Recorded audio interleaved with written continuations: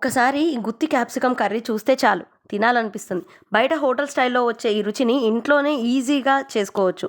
ఈరోజు ఆ సీక్రెట్ మసాలా గుత్తి capsicum curry ఎలా చేయాలో చూద్దాం. హలో అండి అందరికీ, వెల్కమ్ టు విమ్లాస్ వరల్డ్. మన ఛానల్లో ఇలాంటి టేస్టీ రెసిపీస్ రెగ్యులర్గా వస్తుంటాయి. ఇంకా సబ్స్క్రైబ్ చేసుకోకపోతే ఇప్పటికీ సబ్స్క్రైబ్ చేసుకొని మన ఛానల్లో జాయిన్ అవ్వండి. ముందుగా మనం ఈ కర్రీకి స్పెషల్ మసాలా రెడీ చేసుకుందాం. ఒక పిడికెడు పల్లీలు, ఒక టేబుల్ స్పూన్ నువ్వులు, ఒక టేబుల్ స్పూన్ కొబ్బరి పొడి, ఒక టేబుల్ స్పూన్ ధనియాలు, ఒక table spoon whole garam masala తీసుకోవాలి ఈ మసాలా కోసం. అలాగే 2 పెద్ద ఉల్లిపాయలు పొట్టు తీసి పక్కన పెట్టి, ఒక నిమ్మకాయ సైజు అంత ఎల్లిపాయల గడ్డ, ఒక నిమ్మకాయ సైజు చింతపండు, ఇవి 2 తీసేసుకొని పక్కన పెట్టుకోవాలి.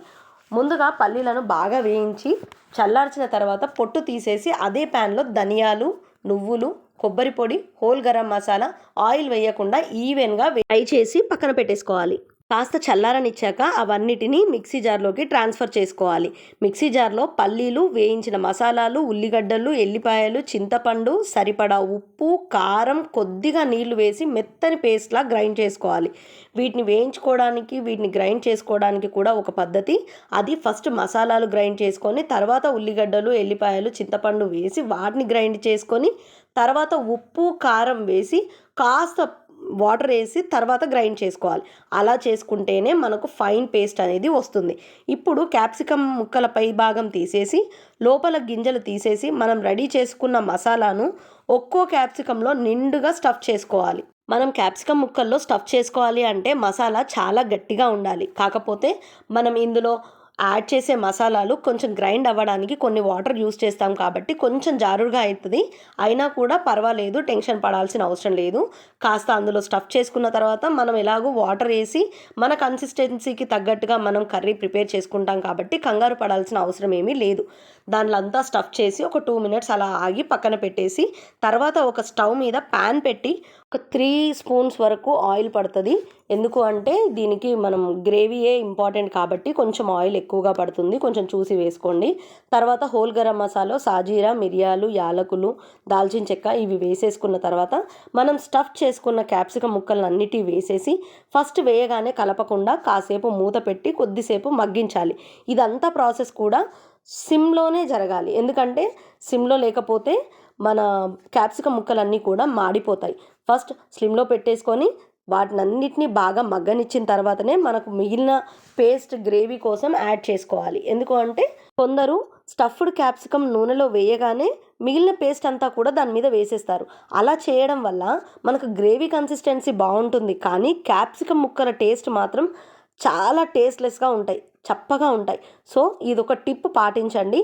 ఫస్ట్ బాగా క్యాప్సికమ్ ముక్కలను అన్నిటినీ బాగా ఫ్రై అయిన తర్వాతనే మిగిలిన పేస్ట్ అంతా యాడ్ చేసుకోవడానికి ట్రై చేయండి. వీలైనంత వరకు మూత పెట్టి మగ్గించడానికి మాత్రమే ట్రై చేయండి. మూత తీసేసి మగ్గిస్తే క్యాప్సికమ్ ముక్కలు పచ్చివాసనలాగా ఉంటాయి. క్యాప్సికమ్ బాగా ఉడికింది, మన చేతిలో నుంచి జారిపోతుంది అనే కన్సిస్టెన్సీ వచ్చేంత వరకు బాగా ఉడికించేసి అందులో నుంచి వచ్చే మసాలా కూడా అంత ఆయిల్ పైకి ఫ్లోట్ అయ్యేంత వరకు వెయిట్ చేయండి.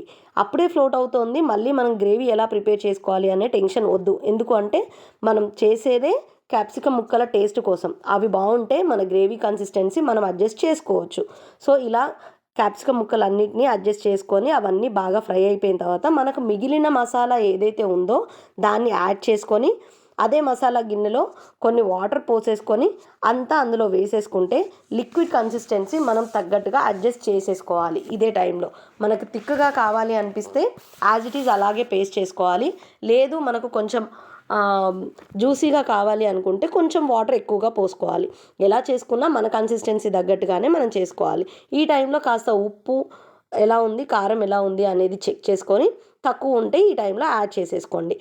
తర్వాత కాస్త కరివేపాకు వేసి ఆయిల్ అంతా పైకి ఫ్లోట్ అయ్యేంత వరకు వెయిట్ చేయడమే.